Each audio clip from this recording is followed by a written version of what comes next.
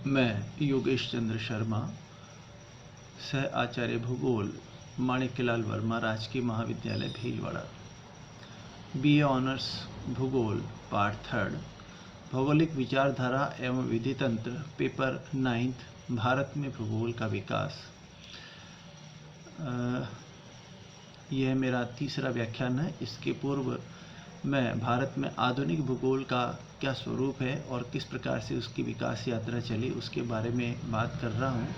और इससे पहले जो 2 लेक्चर मैंने दिए हैं उन लेक्चर्स के आगे हम आज शुरू करने जा रहे हैं। तो इस संदर्भ में भूगोल के विकास में जिन संस्थानों का योगदान रहा उन संस्थानों की बात हम करेंगे। भारत के भौगोलिक वैज्ञानिक संस्थान ज्योग्राफिकल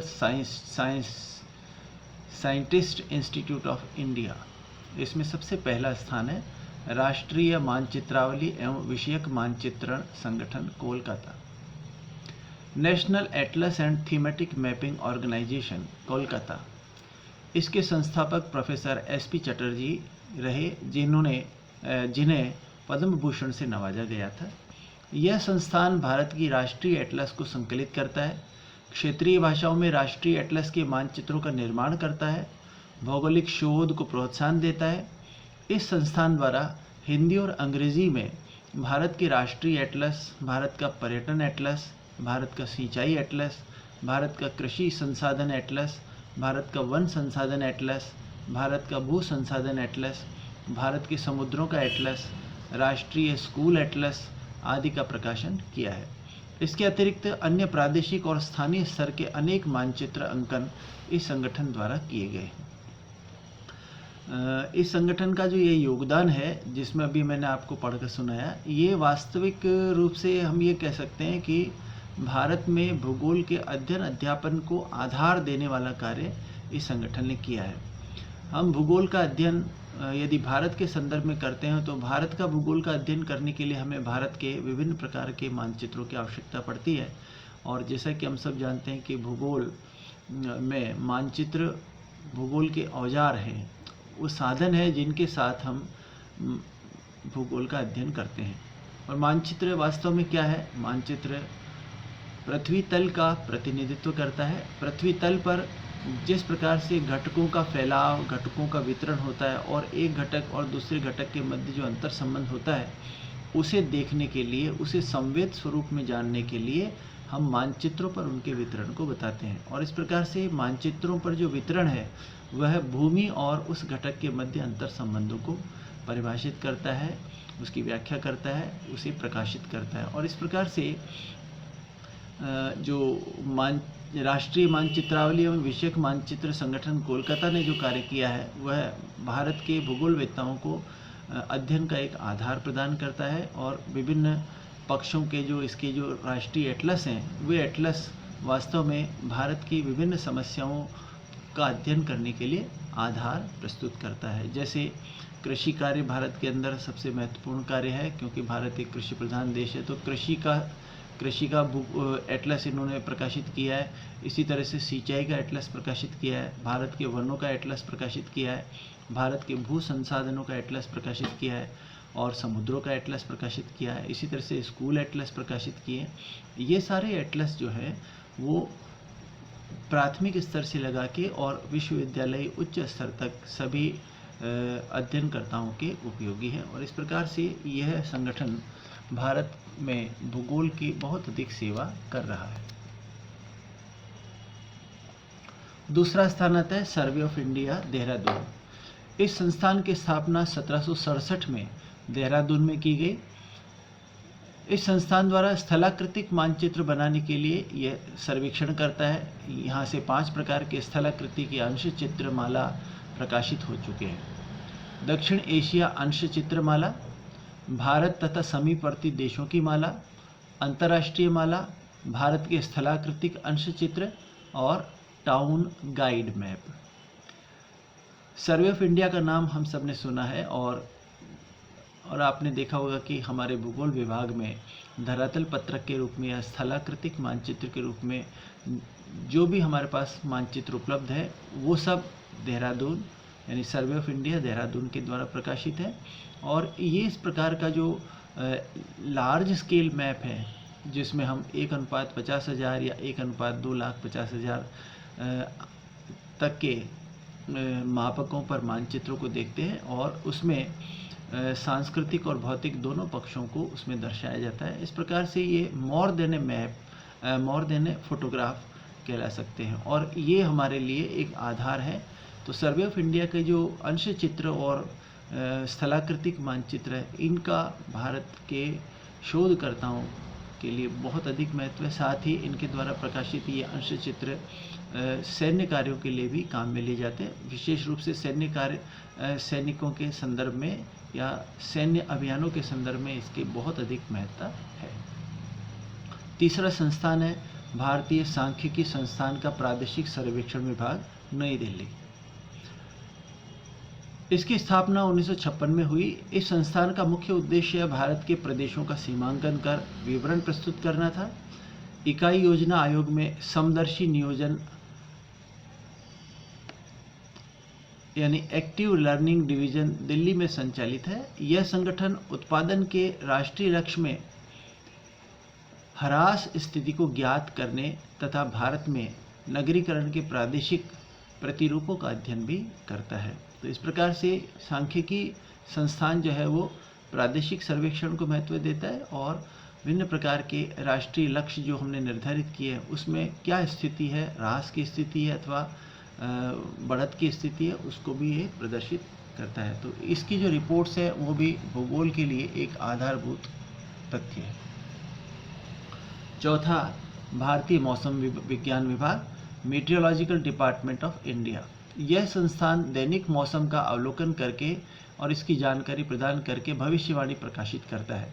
साथ ही मौसम संबंधी मासिक और वार्षिक रिपोर्ट का प्रकाशन भी करता है। जैसा कि हम सब जानते हैं, भौतिक भूगोल का एक पक्ष हमारा जलवायु से संबंधित होता है। तो जलवायु, किसी स्थान का जलवायु वहाँ के मौसम से मौसम का समुच्चय होता है।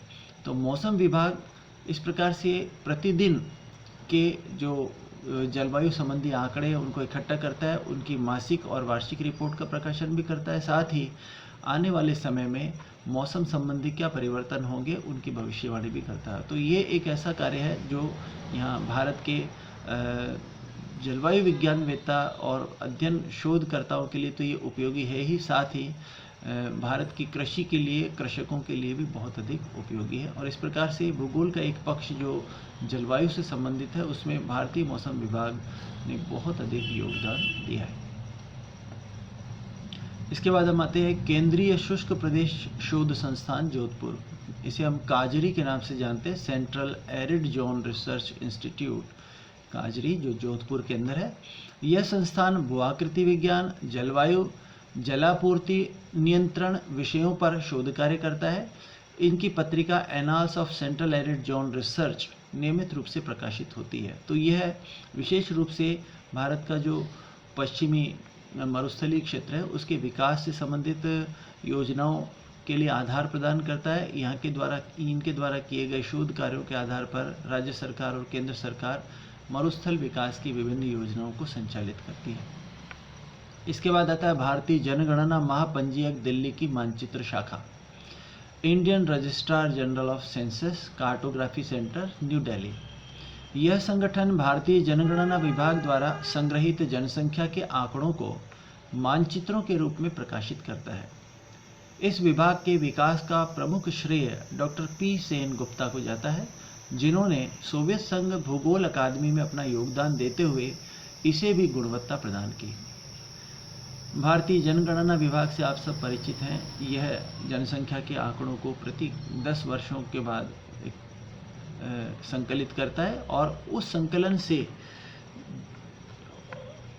उन्हें जो आंकड़े इकट्ठे किए गए हैं या जो डेटा इकट्ठे किए गए हैं उन्हें मानचित्रों में वितरण के रूप में प्रदर्शित करने का कार्य भारतीय जनगणना महापंजीयक दिल्ली की मानचित्र शाखा करती है।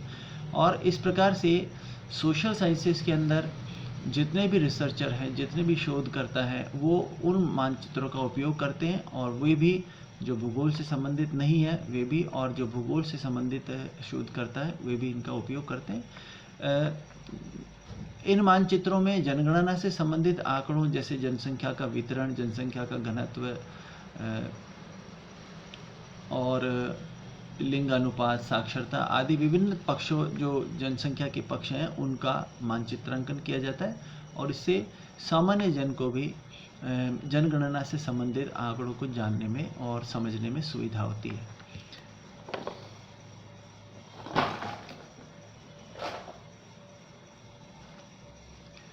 इसके बाद आता है कोलकाता महानगरीय निगम संस्थान कोलकाता। इस संस्थान की स्थापना कोलकाता नगर के लिए वृहद योजना यानी मास्टर प्लान बनाने के लिए हुई।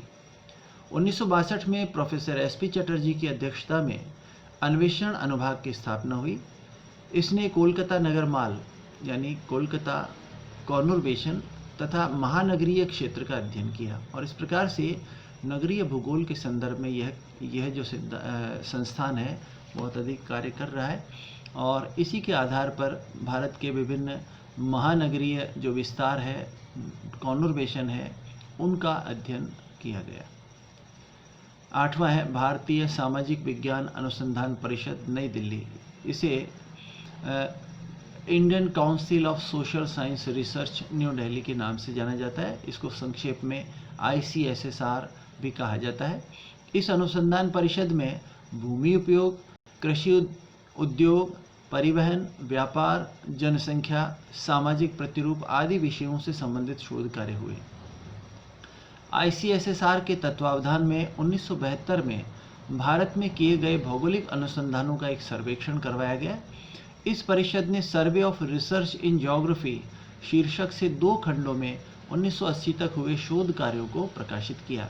यह शोध कार्य भारत के विभिन्न विश्वविद्यालयों में भूगोल विभागों, महाविद्यालय के विभागों और संकाय सदस्यों व शोध छात्रों द्वारा किए गए।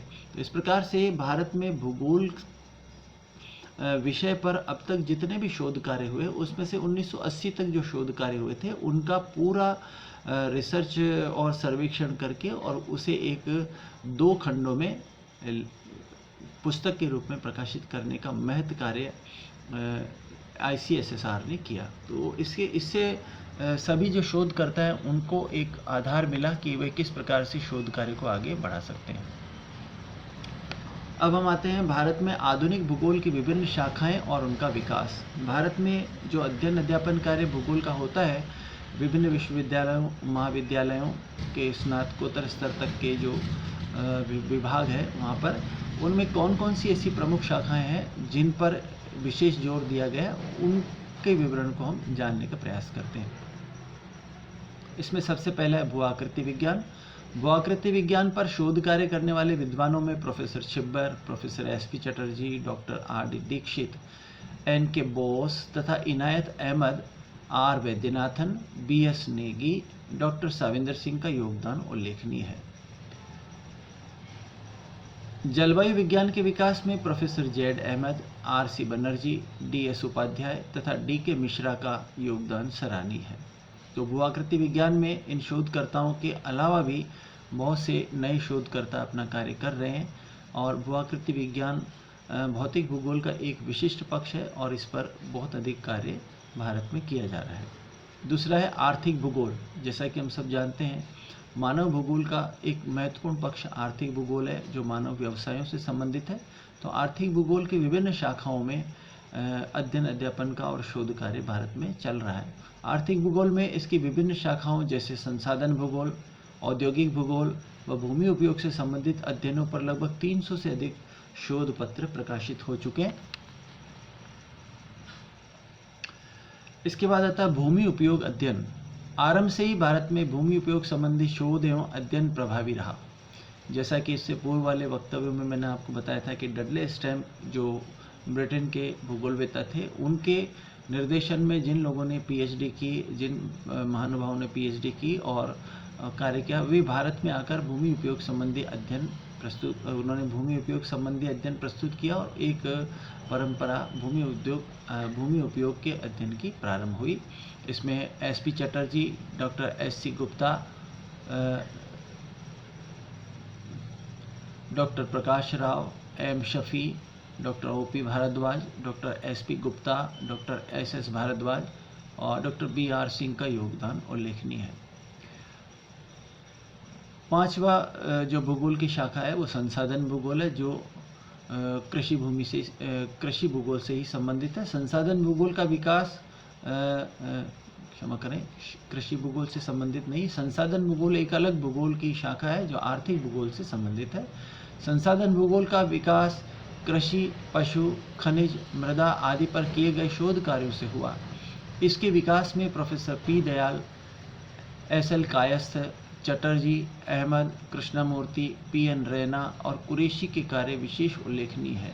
यानी संसाधन भूगोल भारत के संदर्भ में भारत में संसाधनों का सर्वेक्षण हुआ और कौन सा संसाधन कितनी मात्रा में उपलब्ध है और उसका भौगोलिक क्या स्वरूप है और उसके उपयोग की क्या संभावनाएं, इनको ध्यान में रखते हुए विभिन्न शोध कार्य हुए जिनसे संसाधन भूगोल समृद्ध हुआ और इस पर अभी बहुत अधिक कार्य चल रहा है। इसके बाद हम आते हैं औद्योगिक भूगोल। यह भी आर्थिक पक्ष है। उद्योगों की स्थापना, उद्योगों से संबंधित जो विभिन्न अध्ययन है वो किस प्रकार से हुए उसके बारे में जानते हैं। औद्योगिक भूगोल में अवस्थिति एवं विकास का अध्ययन और भारत में सर्वप्रथम यह कार्य लोकनाथन ने प्रस्तुत किया। इसके बाद प्रोफेसर प्रकाश राव ने औद्योगिक स्थानीयकरण पर अपना शोध पत्र प्रस्तुत किया और डॉक्टर घोष ने औद्योगिक विकास एवं समस्याओं के निराकरण पर अपना शोध पत्र प्रस्तुत किया या शोध कार्य प्रस्तुत किया। इस प्रकार औद्योगिक भूगोल का श्री गणेश वैद्यनाथन और प्रकाश राव और घोष के द्वारा किया गया। कृषि भूगोल। कृषि भूगोल में सर्वप्रथम कार्य दक्षिण भारत से प्रारंभ हुआ। इसमें केसी रामकृष्णन MCA ER प्रमुख हैं। LY मुखर्जी व भट्ट ने महाराष्ट्र की कृषि का अध्ययन प्रस्तुत किया। उत्तर भारत में AB मुखर्जी ने उत्तर प्रदेश की कृषि भूगोल पर PhD की उपाधि प्राप्त की। प्रोफेसर पी दयाल ने बिहार के कृषि भूगोल पर कार्य किया। इसके अलावा AB मुखर्जी, MN वसंत देवी, P सेनगुप्ता का कार्य महत्वपूर्ण रहा। कृषि में खाद्यान्न तथा नगदी फसलों पर भी अध्ययन हुआ। प्रोफेसर रंधावा द्वारा कृषि पर 4 खंडों का ग्रंथ प्रकाशित हुआ। प्रोफेसर रंधावा ने श्री प्रेमनाथ के सहयोग से भारत को कृषि प्रदेशों में विभक्त किया। 1970 में रंधावा तथा चौधरी एवं शर्मा ने कृषि की तकनीक, कृषि उत्पादकता एवं फसलों पर उपलब्ध ऋण व्यवस्था पर अध्ययन प्रस्तुत किया। जैसा कि हमने इससे पूर्व में भी जाना था कि कृषि भूगोल और कृषि से संबंधित जो भौगोलिक अध्ययन है उसमें पंजाब विश्वविद्यालय, पटियाला विश्वविद्यालय, हिसार विश्वविद्यालय हरियाणा का और विशेष रूप से जो पायनियर वर्क है वो अलीगढ़ मुस्लिम विश्वविद्यालय के विभिन्न संकाय सदस्यों द्वारा किया गया।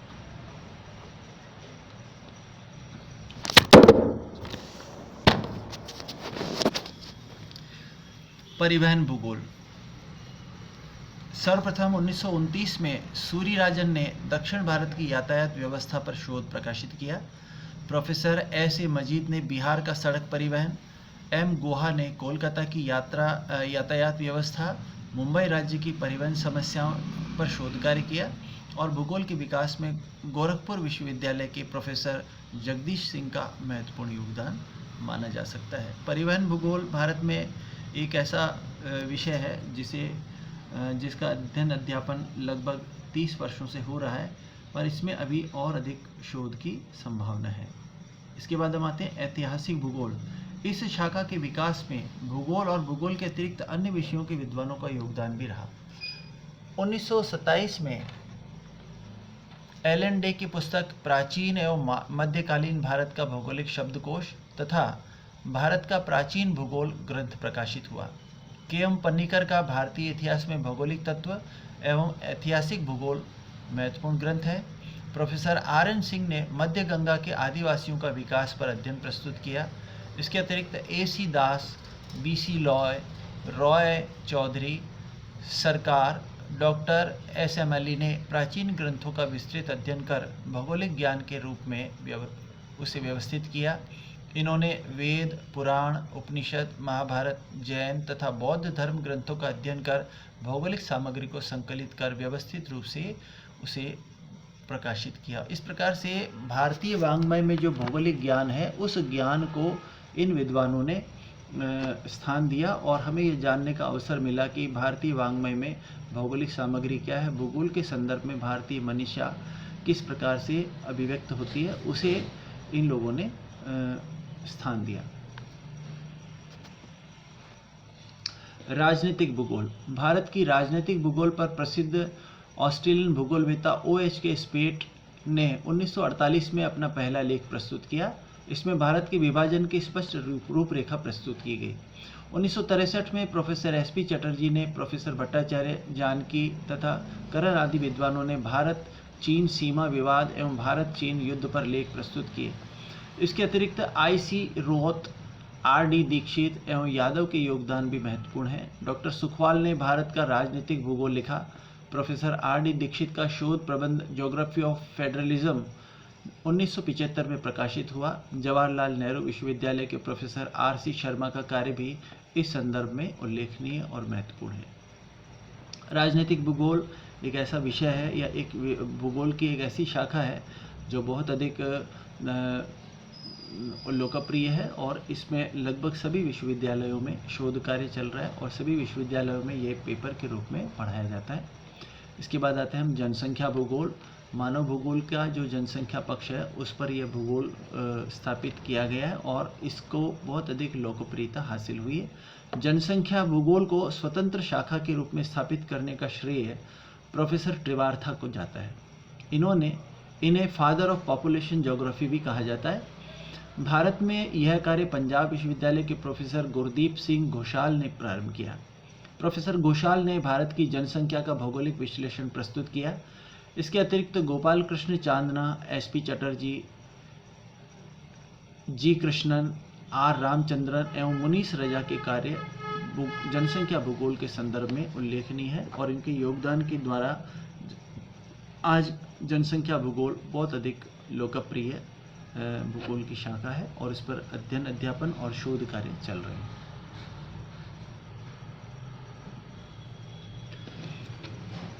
नगरीय भूगोल। भारत में नगरीय भूगोल के विकास का श्रेय प्रोफेसर RL सिंह को जाता है। RL सिंह जो बनारस हिंदू विश्वविद्यालय वाराणसी के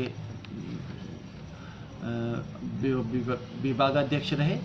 उनके निर्देशन में बनारस विश्वविद्यालय से डॉक्टरेट की उपाधि प्राप्त करने वालों में उजागर सिंह व निगम प्रमुख हैं। प्रोफेसर काशीनाथ सिंह ने उत्तर प्रदेश में नगरों का कार्यात्मक विभाजन किया। OP सिंह ने उत्तर प्रदेश में केंद्र स्थलों का और V चटर्जी ने हावड़ा के नगरीय भूगोल पर, S मुखर्जी ने नागपुर शहर के विकास पर अपना शोध कार्य प्रस्तुत किया। प्रोफेसर रफ़ीउल्लाह ने नगरों के कार्यात्मक वर्गीकरण पर नवीन विधि प्रस्तुत की। चंडीगढ़ के प्रोफेसर गुरदीप सिंह घोषाल ने भी नगरीय भूगोल पर कार्य किया, जो नगरीय भूगोल के क्षेत्र में सराहनीय योगदान है। और आज वर्तमान स्थिति में भारत में भूगोल की जिन शाखाओं पर सर्वाधिक कार्य हो रहा है उसमें नगरीय भूगोल प्रमुख है और नगरीय भूगोल पर बहुत अधिक शोध कार्य हो रहा है और अध्ययन अध्यापन में भी ये अनिवार्य रूप से एक शाखा के रूप में पढ़ाया जाता है। तो इस प्रकार से हमने भारत में भूगोल के विभिन्न पक्षों को और विभिन्न शाखाओं के रूप में जो अध्ययन हो रहा है उसको हमने जानने का प्रयास किया। इसके आगे का जो भाग है वो अगले व्याख्यान में प्रस्तुत किया जाएगा।